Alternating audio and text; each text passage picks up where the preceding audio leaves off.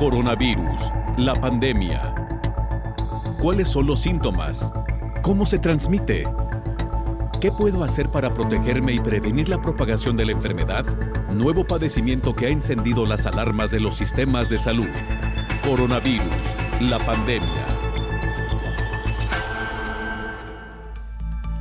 Bienvenido a nuestro programa especial de fin de semana, Coronavirus, la pandemia. Le recordamos que hacemos un recuento, una recapitulación de lo que le hemos presentado aquí a lo largo de los últimos días. Y antes de iniciar por este recorrido, vamos a la sede de la Organización Mundial de la Salud en Ginebra, Suiza, para escuchar el reporte de nuestro compañero Antonio Broto, corresponsal de la Agencia EFE. Hola, ¿qué tal? Buenos días, Belén, y buenos días a todo el auditorio de Canal 44. Los casos globales de COVID-19 superarán hoy la barrera de los 100 millones, según las estadísticas de la Organización Mundial de la Salud, aunque la cifra de contagios diarios de forma esperanzadora sigue bajando y en la pasada jornada se notificaron 410.000, la tasa más baja de los últimos 3 meses. Sin embargo, la tasa de fallecimientos diarios sigue en niveles muy altos, con 10.500 muertos la pasada jornada y 2,15 millones en lo que va de pandemia. Las regiones con más casos siguen siendo América, con 44 millones, y Europa, con 33 millones, aunque también muestran una tendencia a la baja desde las cifras récord de los 10 primeros días de enero. El continente americano superó esta semana el millón de fallecidos, mientras que Europa ha registrado 715.000 en un año de pandemia. Pero desde comienzos de año otras cifras que interesan son las de vacunaciones, y ya se han superado los 80 millones de dosis administradas en el planeta, entre ellas 24 millones en Estados Unidos, 22 millones en China y 10 millones en la Unión Europea. En Latinoamérica las vacunaciones van algo más lentas, pero ya se ha superado el millón de dosis administradas en Brasil, las 650.000 en México o las 300.000 en Argentina. Al respecto de las vacunas, el director de Emergencias Sanitarias de la OMS, Mike Ryan, advirtió que estos productos contra la COVID-19 podrían en el futuro tener que modificarse para responder a las variantes y mutaciones del coronavirus, como ocurre con las que se administran contra otras enfermedades, por ejemplo, la gripe. No tenemos evidencia de que las actuales vacunas sean menos efectivas contra las nuevas variantes del coronavirus, pero eso podría ocurrir, recordó Ryan. Reportó desde Ginebra Antonio Broto para el programa Coronavirus, la pandemia. Uno de los grandes temas a lo largo de la semana, sin duda alguna, continúa siendo el desarrollo de los biológicos para atacar COVID-19. Las reacciones a la vacuna de COVID-19 continúan siendo mucho menor a los beneficios que estos biológicos aportan al humano. Desde el inicio de la vacunación contra la COVID-19, desde diciembre pasado, en el mundo se han presentado varias reacciones al biológico. Según los especialistas, es normal que haya ciertas reacciones después de una vacuna: enrojecimiento, hinchazón o dolor alrededor de la inyección, fatiga, fiebre, dolor de cabeza y musculares. Estas reacciones normales a la vacuna suelen ser leves y desaparecen después de unos días. Además, estas reacciones muestran que la vacuna está surtiendo efecto al reaccionar a la misma, porque estimula el sistema inmunológico y el organismo genera anticuerpos contra la infección simulada por la vacuna. Algunos de los nuevos biológicos, hechos con tecnología de ARN mensajero, son diferentes de muchas de las vacunas ya conocidas. No contienen virus debilitados o muertos, sino que son solo instrucciones para que se produzca una porción de la llamada proteína espicular, lo que desencadenaría así una reacción inmunológica. En cuanto a los efectos secundarios graves, sí se han presentado, pero son los menos, dicen los especialistas. Además, recuerdan que los efectos de las vacunas no son exclusivos del biológico contra la COVID.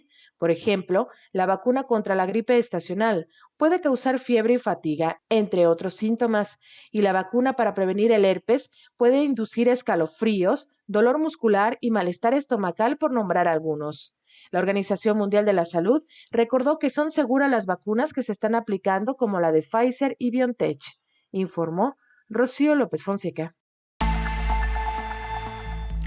Y mire, en la ciudad de Los Ángeles solicitaron retirar 300,000 dosis de vacuna anti-COVID desarrollada por el laboratorio Moderna. La epidemióloga del estado de California, Erika Pan, recomendó a la farmacéutica Moderna retirar la administración de un lote de la vacuna debido a posibles reacciones alérgicas que están bajo investigación. Se reportó un número mayor de lo habitual de posibles reacciones alérgicas con un lote específico de la vacuna Moderna administrado en una clínica de vacunación comunitaria. Fueron menos de 10 personas quienes requirieron atención médica en un lapso de 24 horas.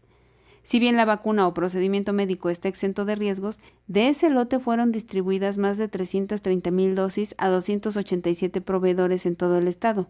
Los envíos llegaron a California entre el 5 y el 12 de enero. El estado no reportó ningún otro evento grupal o individual relacionado con este lote. El fabricante, los Centros para el Control y Prevención de Enfermedades, así como la Administración de Drogas y Alimentos, la FDA, están revisando el lote y la información médica relacionada, informó Elizabeth Ortiz. Y a casi un mes del inicio de la vacunación en el mundo, de la vacunación contra COVID-19, el infectólogo Héctor Raúl Pérez Gómez hace un balance de lo que ha sido este proceso en poco más de un mes. Creo que conviene repasar un poco desde el momento en que iniciaron los estudios de fase 3, hace ya muchos meses, y también diferenciar un poco entre algunas de las vacunas que se vienen estudiando y ahora ya aplicando a sectores de la población en todo el mundo. Las vacunas que de alguna manera fueron tomando ventaja en el tiempo y en la evolución de los ensayos clínicos de fase 3, pues fueron las vacunas de Pfizer, la vacuna de AstraZeneca, la vacuna Moderna de los Estados Unidos, las vacunas CanSino de China, la vacuna Sputnik 5, Sputnik B, no es 5, es B, de Rusia, la vacuna de Janssen, y hay un par de vacunas, una vacuna hindú y una vacuna que está terminando fase 3 alemana. Adicional, hay 140 candidatas a vacuna, pero estas son las vacunas, digamos, que llevan mayor anticipación, ¿no?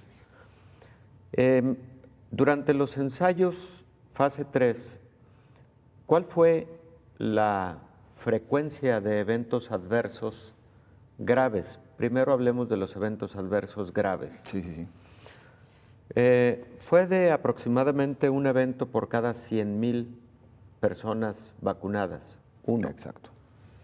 Es decir, es una proporción muy baja.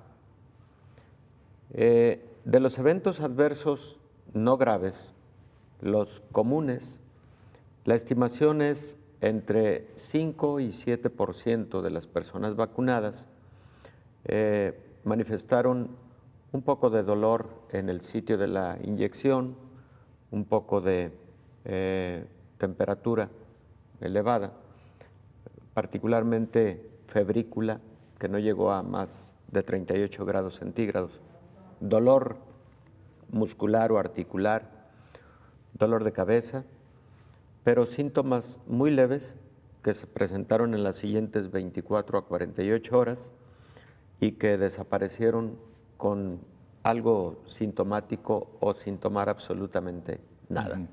Eso ocurrió en el 5 a 8% de quienes recibieron estas vacunas. Entonces, creo que conviene partir de una primer conclusión. Estas vacunas tienen un alto grado de seguridad. También tienen un alto grado de eficacia. Y eficacia, hablamos de eficacia en dos sentidos. Uno, su capacidad para que los pacientes que reciben la vacuna formen anticuerpos y células del sistema inmune, pero también ya en el escenario real, en el escenario clínico, el que los pacientes que se vacunan no desarrollen COVID-19 o la proporción que desarrolla COVID-19 en algún momento o que adquiere COVID-19 sea mucho menor a quienes recibieron placebo durante los estudios clínicos, durante los ensayos clínicos. Bueno, pues 95% de eficacia es lo reportado por varias de estas vacunas de las que acabamos de hablar: Pfizer, AstraZeneca, CanSino, Moderna y Sputnik V, que por cierto, todo parece indicar que México hará convenio ya hoy o en estos días. Así es. Para poder contar con la vacuna de origen ruso. Bueno, de los eventos adversos graves, ocurrieron la mayor parte de las veces eventos tipo alergias severas con aparición de rash en la piel, de rash cutáneo, en momentos con la sensación de edema laríngeo, y este síntoma o esta manifestación se puede presentar con síntomas de algo de dificultad para respirar, Sí. que puede requerir atención médica hospitalaria inmediata.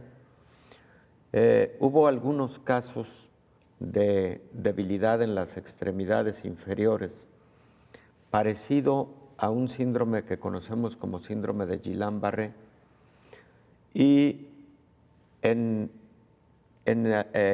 los ensayos clínicos iniciales llegaron a ocurrir 2 casos de algo que conocemos como mielitis transversa, una afectación neurológica también, pero que al momento de estudiar si era la vacuna la responsable, la farmacéutica llegó a la conclusión de que parecía no haber sido el biológico, sino otros factores que el paciente tenía. Entonces, vacunas de alta seguridad, de muy alta eficacia, y creo que esto sería lo primero que debemos decirle a la población, Claro. porque es conveniente que la población tome mucha confianza respecto de los biológicos. La vacuna ha sido esperada con ansia por todo el mundo, y sorprendentemente cuando llegan hay muchas personas a quienes se ha entrevistado y está publicado que han decidido no vacunarse por temor. Hay personas que creen que representa un riesgo porque te van a inyectar el virus atenuado, Claro. y que entonces puedes desarrollar COVID porque te pusieron el virus en la vacuna.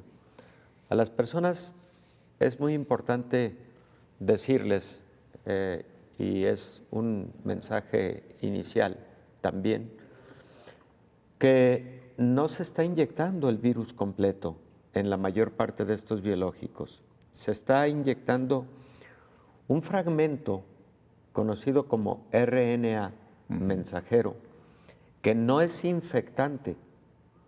Es un fragmento que va en una microcápsula, y esa microcápsula, cuando entra al organismo, libera a esta pequeña molécula de RNA mensajero para que la capture la célula humana, y la célula humana se la presente al sistema inmune, ahora transformada en una proteína, que es la proteína S o espicular que tiene el virus salvaje, pues. Exacto.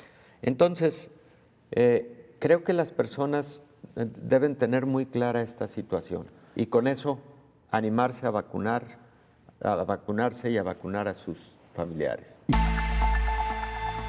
Hacemos una breve pausa, no sin antes recordarle las formas de hacer contacto, @Canal 44 TV en Twitter y Facebook. Nos puede mandar mensajes también a través de WhatsApp en el 33 22 42 0690. La pausa, regresamos.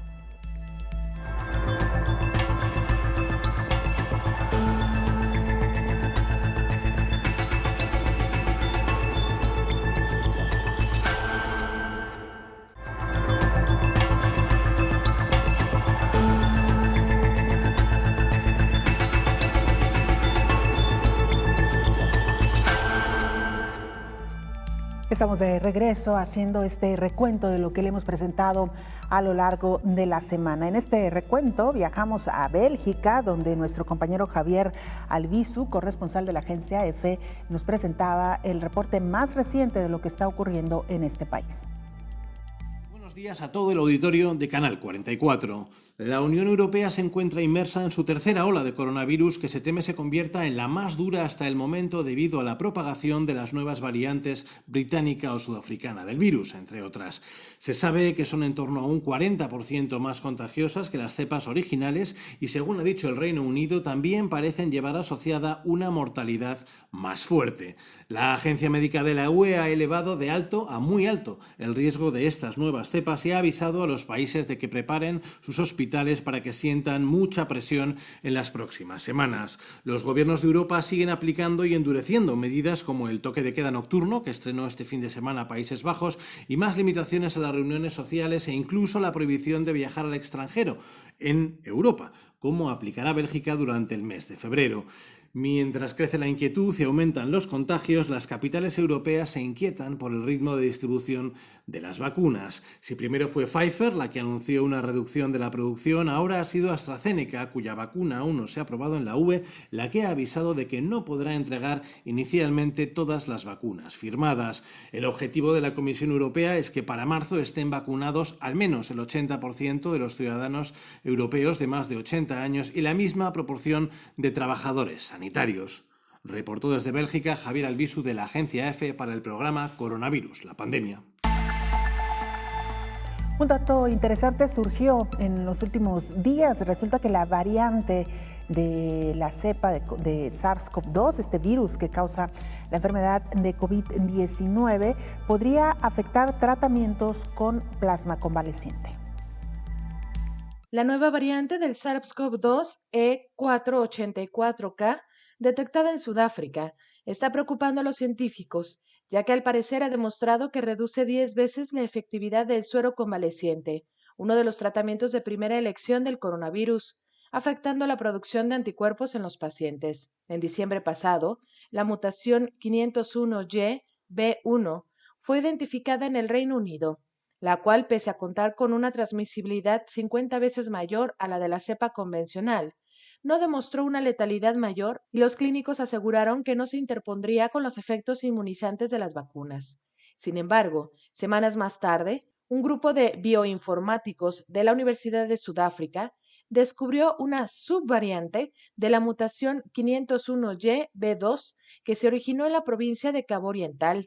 Los resultados de la investigación, que fueron publicados en una revista científica, demostraron que la subvariante representa una de las mayores alteraciones de la proteína S, encargada de activar la envoltura viral que propicia la fusión con la membrana celular, infectando a las personas con el virus.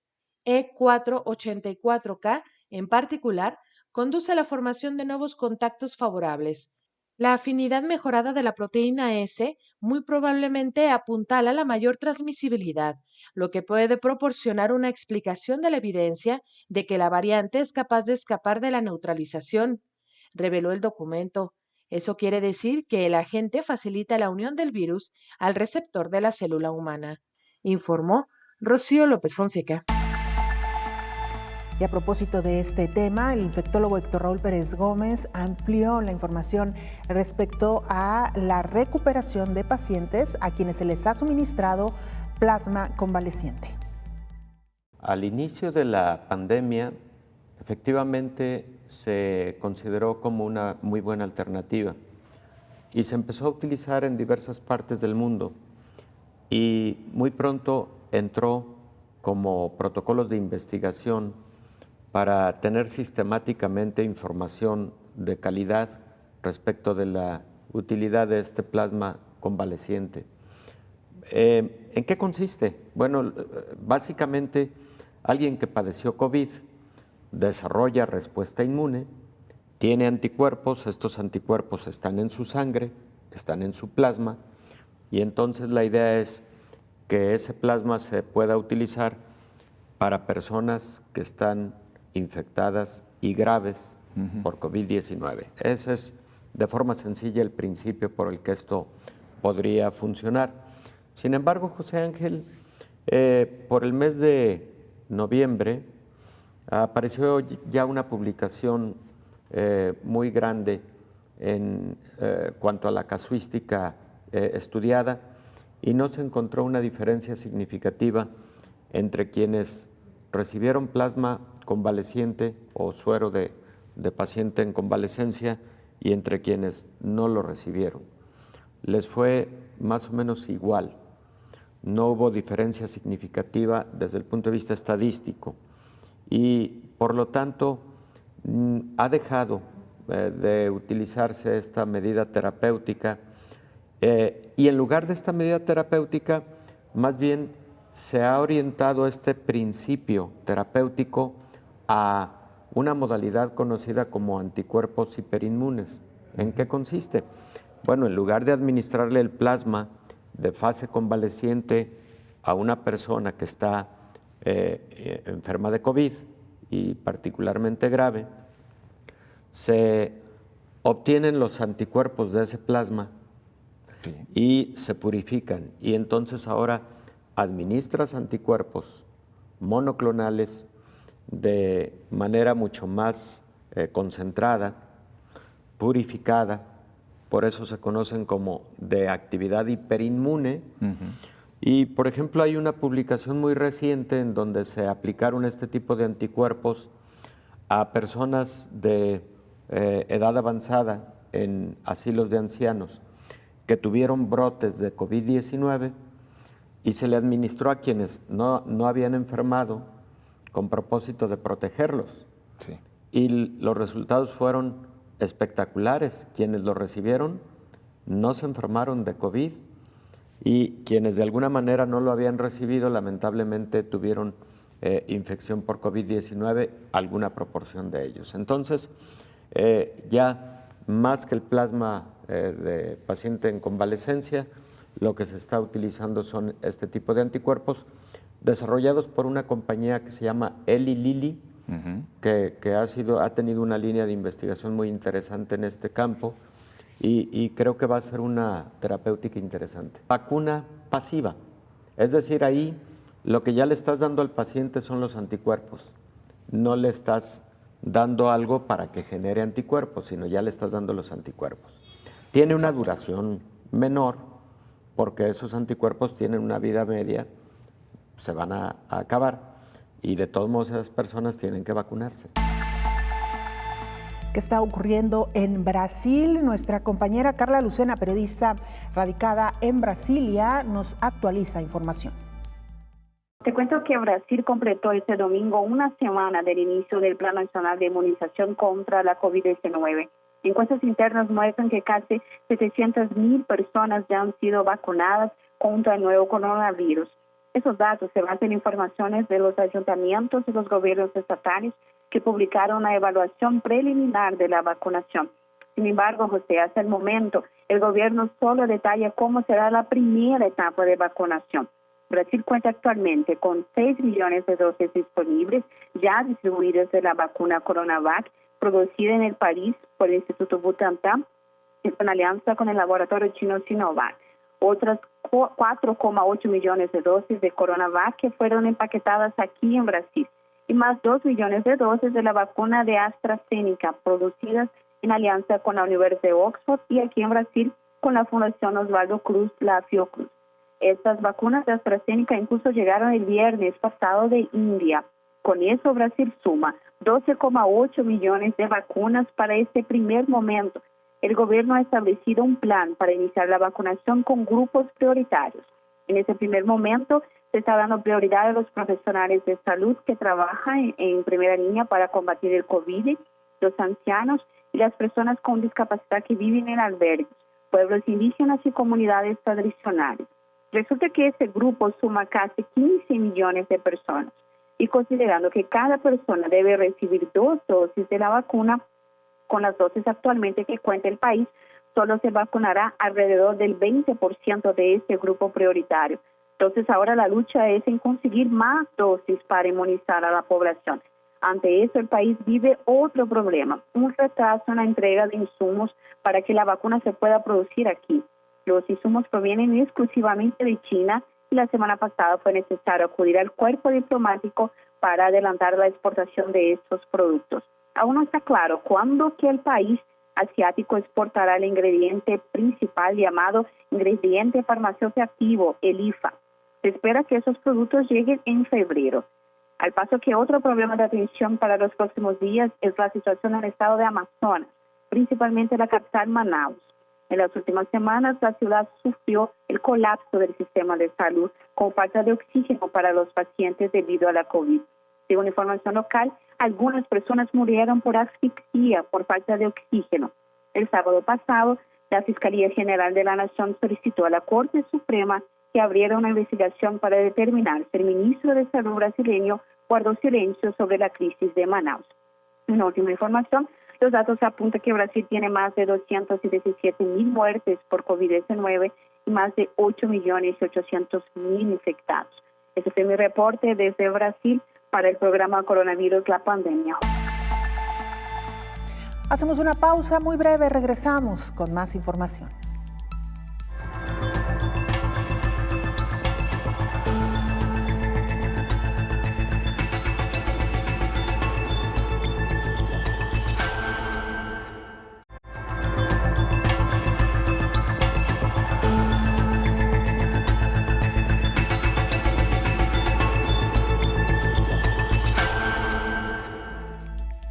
La humanidad deseaba y desea olvidar el año 2020, que fue cuando la pandemia de COVID-19 alcanzó su máxima expresión, como si fuera una situación de magia. Algunos querían hacerse la idea que llegando el 2021 esta situación cambiaría. Sin embargo, lamentable y tristemente hemos tenido un primer mes de este año 2021 con índices históricos en el número de contagios y muertes por COVID-19. A punto de terminar el primer mes del año y los casos de COVID-19 llegaron en el mundo a más de 98,954,912 contagios y las muertes por el virus llegaron a más de 2,084,000, según las cifras de la Universidad Johns Hopkins, que cambia conforme las horas van avanzando. Con el objetivo de proporcionar una mayor comprensión sobre la situación de la epidemia, la Universidad Johns Hopkins de Estados Unidos desarrolló un mapa que permite monitorear los casos de coronavirus a nivel mundial en tiempo real. Esta herramienta recopila los datos de la Organización Mundial de la Salud, el Centro Europeo para la Prevención y el Control de Enfermedades, entre otros.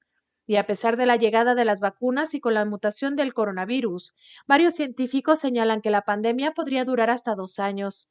Esto significa que tendría el potencial de contagiar hasta el 70% de la población mundial. El problema con este coronavirus es que muchos de los infectados no tienen síntomas y aún así lo propagan. Cuando apareció el SARS-CoV-2, los expertos internacionales en salud pública no anticiparon que se extendería rápidamente para crear la peor crisis mundial de salud pública en más de 100 años. El virus tomó por sorpresa a la comunidad mundial y su curso futuro aún es impredecible, informó Rocío López Fonseca. El infectólogo Héctor Raúl Pérez Gómez nos explica por qué ha sido precisamente el mes de enero el que se ha comportado de una manera drástica respecto a esta pandemia de COVID-19. Lamentablemente, con muchos estados de la República Mexicana en semáforo rojo, con un alto índice de ocupación hospitalaria, en diversas zonas metropolitanas, sufriendo por un espacio para el internamiento de pacientes graves, con una crisis bárbara para conseguir oxígeno para aquellos pacientes que podrían eventualmente tener un tratamiento en casa, pero con soporte de este vital oxígeno, y lamentablemente con muchos adultos mayores enfermos, con una gran cantidad de población con enfermedades preexistentes que los hace más vulnerables. Y en momentos el panorama ha llegado a ser tan difícil que hemos visto crónicas hasta de funerarias rebasadas también en su capacidad para atender servicios de esta naturaleza. Pues creo que difícil realmente el panorama. Por otro lado, ha iniciado la vacunación en muchos países, genera esperanza, pero ya platicábamos aquí mismo que está lenta la aplicación de la vacuna aún. Es un muy bajo porcentaje de la población que ha sido vacunada y todavía sin un panorama muy claro de parte de las compañías farmacéuticas desarrolladoras de estas vacunas para asegurar el abasto a lo largo del 2021 en cantidad suficiente para brindar una buena cobertura. Tiene que ver con el invierno, podría tener algo de contribución la nueva cepa que realmente no es solo una cepa, ¿no? Es una variante, pero en la que las mutaciones parecen estar generando 2 o 3 cepas distintas adicionales. Cada vez hay más datos de que la cepa africana y la británica son diferentes, en ambos casos con mayor número de contagios, hasta un 70% más contagiosas que las cepas originales de la cepa original de Wuhan. Pero por otro lado, al parecer, lo que al principio creíamos de que se trata de una cepa que no estaría generando mayor virulencia y por lo tanto mayor gravedad de la enfermedad, se empieza a sugerir la alta posibilidad de que sí esté generando mayor gravedad de la enfermedad, sobre todo la variante británica, efectivamente, y por lo tanto podría ser una cepa más letal. Los reportes son muy preliminares, pero incluso el primer ministro Boris Johnson salió a anunciar sobre esos hallazgos preliminares de que la cepa británica recién descrita, bueno, desde septiembre, podría no solo ser más contagiosa, sino también más virulenta. Vamos a esperar resultados definitivos de los proyectos de investigación que están comparando esta situación. La falta de un fármaco. Hay un fármaco que se utiliza en el ámbito hospitalario para los pacientes graves, sin ser la panacea, hay que decirlo con esa claridad. Remdesivir, un fármaco caro, un fármaco producido por una compañía Gilead, que está radicada en los Estados Unidos, un fármaco que predominantemente se ha estado utilizando en los Estados Unidos y ha sido muy poca la exportación al resto del mundo, pero además los estudios han demostrado sí algún beneficio a favor de usar remdesivir en los pacientes muy graves, pero no el que hubiéramos querido, claro, de que fuera un fármaco en donde al utilizarlo cambiara de manera radical el curso clínico de un paciente. Esta semana charlamos con nuestra compañera Naomi Mesa. Ella es periodista de STV Telebásica en Honduras y nos actualizaba información respecto a lo que ocurre en este país. Mucho hemos escuchado de la vacuna que está próxima a venir a nuestro país. Sin embargo, en una rueda de prensa, el empresario y presidente del Consejo Hondureño de la Empresa Privada, Juan Carlos Sicafi, señaló que, de acuerdo con la Carta Magna, corresponde a la Secretaría de Salud cumplir este mandato. Sin embargo, Sicafi asegura que la Secretaría de Salud no tiene convenios con nadie para comprar ninguna vacuna y que está viendo qué puede hacer.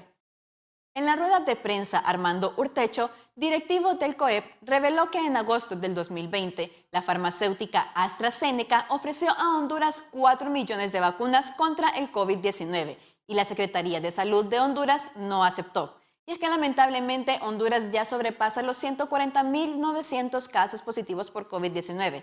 Se reportan más de 60.400 personas recuperadas, pero con el lamentable deceso de más de 3.400 hondureños.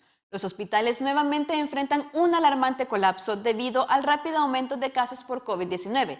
Los centros de triaje aseguran atender más de 400 personas al día y que la mayoría de pruebas resultan positivas. Las salas COVID en los hospitales tienen llenos los cupos. Muchos médicos son víctimas de la enfermedad y varios de ellos lamentablemente han perdido la batalla. Por otro lado, las autoridades afirman que las primeras vacunas gratuitas contra el COVID-19 procedentes de la iniciativa COVAX llegarán en marzo próximo a Honduras, anunció el subdirector de la Organización Panamericana de la Salud, Jarbas Barbosa da Silva. Es por esto que seguimos recordando a los hondureños que se cuiden en todo momento. No olviden las medidas de bioseguridad y que de no ser necesario no salgan de su casa. Para Coronavirus la Pandemia, informó Naomi Mesa de STV Telebásica. Hacemos una pausa muy breve, regresamos para entrar ya a la recta final de este programa especial Coronavirus, la Pandemia.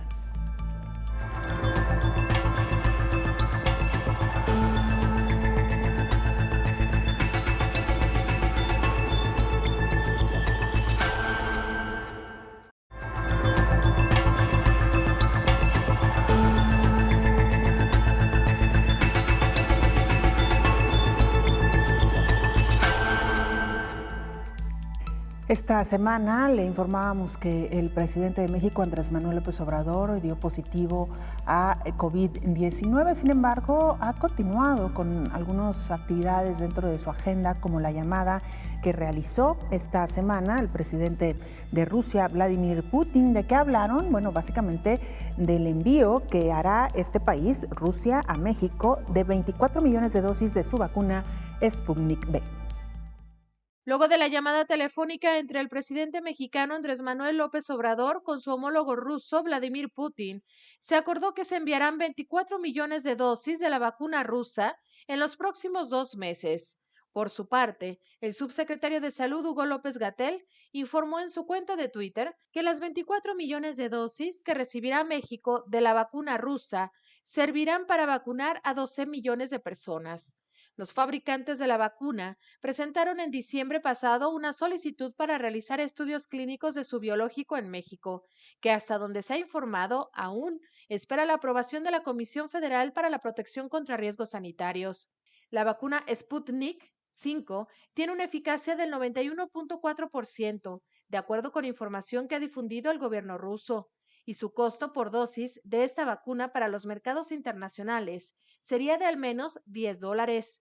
Cabe recordar que la vacuna de AstraZeneca ya fue avalada y recientemente llegó un primer embarque del principio activo, producido en Argentina, y que será envasado en México. Se espera que a partir de marzo esté disponible para el país y pueda ser exportada a Latinoamérica, informó Rocío López Fonseca. Ha sido una semana para olvidar en cuanto a cifras se refiere. Estados Unidos alcanzó su cifra récord en contagios y México en cuanto al número de muertes. Estados Unidos llegó a la cifra histórica de 25 millones de infecciones, mientras que México estableció un nuevo récord al rondar los 150,000 muertos. El coronavirus está desquiciando los sistemas de salud y toda cifra relacionada. El 1 de enero, Estados Unidos comenzaba el año con 20 millones de infecciones y antes de concluir el primer mes del 2021, llegó a 25 millones de casos acumulados, de acuerdo con datos de la Universidad Johns Hopkins. Apenas acaba de establecer un nuevo hito de mortalidad. Ahora suman 419,000 pérdidas humanas a causa del virus SARS-CoV-2. De los 20 países más afectados por la COVID-19, Reino Unido está en primer lugar de mortalidad, Italia en tercero, Estados Unidos en cuarto y México en séptimo. Pero si se trata de letalidad, México está en primer lugar, seguido de Perú e Italia, de acuerdo con el análisis realizado por la Universidad Johns Hopkins. México llegó a 1.7 millones de infecciones y ya ronda los 150,000 muertos debido a la COVID-19. Apenas el 23 de diciembre, México había llegado a las 120,000 defunciones por esta enfermedad, es decir que en alrededor de 33 días alcanza un nuevo récord, informó Elizabeth Ortiz. En el mundo hay aproximadamente 140 prospectos de vacunas contra COVID-19. Algunas ya han sido autorizadas en nuestro país por la agencia regulatoria conocida como COFEPRIS y también por la agencia regulatoria de Estados Unidos, la FDA. El infectólogo Héctor Raúl Pérez Gómez habló esta semana de la efectividad de muchas de estas vacunas. AstraZeneca, ya escuchamos la cápsula informativa respecto a Sputnik V, no es 5, y tendremos las de CanSino muy posiblemente, pero todas ellas tienen eficacias por arriba de 95%, y eso genera tranquilidad. Los ensayos clínicos fueron muy sólidos y también tienen altos niveles de seguridad. Por ejemplo, con las vacunas que están fabricadas en base a RNA mensajero, como la de Pfizer, o como la vacuna de Moderna, con la cual no se han firmado convenios, se tienen, por ejemplo, solo un evento adverso grave por cada 100,000 aplicaciones de la vacuna, 1 en cada 100,000. Es decir, muy bajo el riesgo de algún evento adverso importante, de tal manera que se consideran vacunas muy seguras y creo que la firma de múltiples convenios ha sido una buena estrategia de parte del gobierno federal, el caso de México, porque una sola farmacéutica no va a lograr abastecer la necesidad del país. Entonces, creo que es conveniente haberlo hecho así y ojalá y esta suma de convenios le dé a México como resultado el que a finales del 2021 esté vacunando a un alto porcentaje de su población. Vamos a una reflexión brevísima. Un medio de comunicación como este, ¿cuántas veces ha repasado a la población las medidas con las cuales puede evitar enfermar? Hasta el hartazgo. Hasta el hartazgo. Y así como este medio de comunicación tan importante de la Universidad de Guadalajara, ¿cuántos otros alrededor del mundo? ¿Cuántas recomendaciones de esta naturaleza escuchamos minuto a minuto en televisión, en radio, en redes sociales? Lo leemos en medios impresos, lo vemos en espectaculares, lo vemos en cualquier sitio de acceso a edificios públicos. ¿Cuánta información realmente ha ocurrido para la población? Información verídica, información sustentada en datos científicos, etcétera. Claro, ha habido mucha infodemia. Esa, pongámosla un poquito a un lado. Hablemos de la información bien sustentada en estudios académicos, científicos, etcétera. Por información, la verdad no ha quedado. Sí. Pero ¿qué es lo que vemos todavía en múltiples momentos, también en escenas transmitidas por los medios de comunicación? Una fiesta masiva en tal lugar que tuvo que ser suspendida por las autoridades del municipio y que tenía en su interior a no menos de 300 personas bebiendo bebidas embriagantes, sin guardar distancia. Bueno, el solo hecho de haber realizado la reunión con ese número de personas es inconveniente en este momento. Así es. Otra reunión de otra naturaleza, en un estadio, en un auditorio, en un lienzo charro, etcétera, etcétera. Eso no puede estar ocurriendo en este momento. Entonces, sí, la vacuna será importante y lo va a ser. ¿Un fármaco nuevo podrá serlo de igual manera? Vamos, pero ¿qué estamos viviendo en este momento en el mundo entero con respecto al incremento en el número de contagios? Pues sí, fueron las fiestas decembrinas de alguna forma, que ocurrieron el 25 de diciembre, el 31 de diciembre, las compras prenavideñas, etcétera, pero también es la suma de reuniones sociales, de reuniones no familiares, a lo mejor multifamiliares. Y todo eso va generando en escalada un incremento en el número de contagios, porque no es solamente quien se contagió en el momento de esa reunión o de esa fiesta. Quienes se contagiaron ahí, a lo largo de los días siguieron contagiando, y esos siguieron contagiando a otros más y así sucesivamente. Hay algo que se conoce como el número básico de reproducción, que es a cuántas personas se contagia a partir de un caso índice. La respuesta es 2.3, o sea, una persona transmite a 2.3.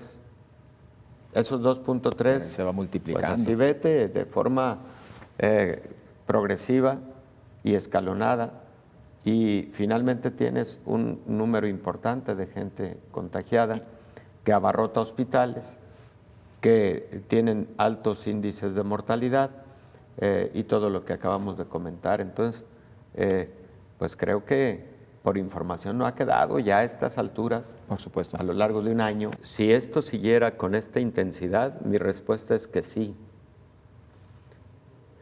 La salud es un asunto de seguridad nacional y se pueden hacer ese tipo de decisiones sin violar, sin violentar los derechos humanos, porque los derechos humanos también incluyen los derechos colectivos a estar bien como individuos y también como colectividades.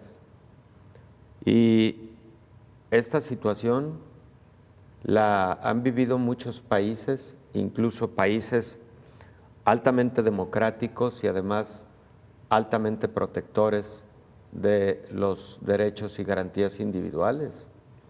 Lo hizo Gran Bretaña hace 3 semanas. Lo hicieron muchos países europeos hace algunos meses y se tuvo que hacer precisamente por las condiciones por las que se estaba pasando con respecto a COVID-19.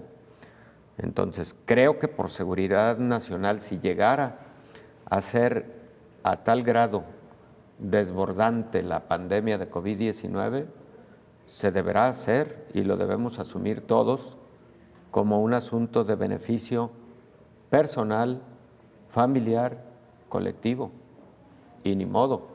Claro. Hay ocasiones en que es el único mecanismo. De esta manera llegamos al final de este programa especial Coronavirus, la pandemia, recordándole que en fin de semana hacemos un recuento de lo que le hemos presentado a lo largo de los últimos días. La invitación, por lo tanto, es para que nos sintonice de nueva cuenta este domingo, Coronavirus, la pandemia. Nos vemos, gracias, hasta entonces. Coronavirus, la pandemia.